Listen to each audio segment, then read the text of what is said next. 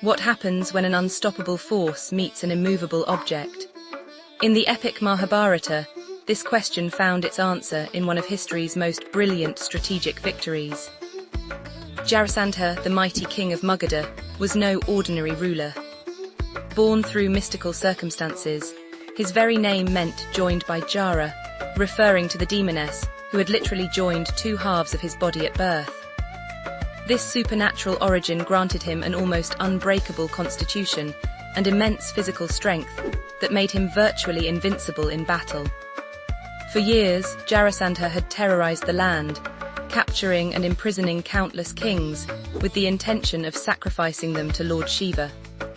His prison held 86 royal captives, and he needed just 14 more to complete his macabre ritual of 100 sacrifices. The very mention of his name struck fear into the hearts of warriors across Bharatvarsha. But why was defeating Jarasandha so crucial? The answer lay in dharma and justice. Yudhishthira, the eldest Pandava, sought to perform the Rajasuya sacrifice, a sacred ritual that would establish him as the rightful emperor. However, this couldn't happen while Jarasandha, the most powerful king, remained unconquered and continued his adharmic practices. The situation seemed hopeless. Jarasandha had defeated Krishna himself in battle 17 times, forcing the Yadava prince to retreat from Mathura to Dwaraka. If Krishna couldn't defeat him in direct combat, how could anyone else hope to succeed? This is where Krishna's divine wisdom shone brightest. Instead of relying on brute force, he devised a strategy that would exploit Jarasandha's one weakness, a secret known only through deep understanding of the king's mystical origins.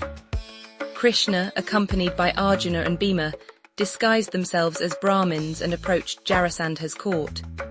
In those times, it was considered adharmic to refuse a Brahmin's request, especially during certain auspicious periods.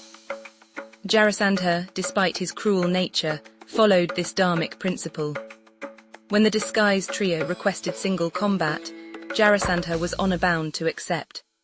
But here's where Krishna's genius truly emerged. He knew that Jarasandha, having been joined from two separate halves, possessed a unique vulnerability.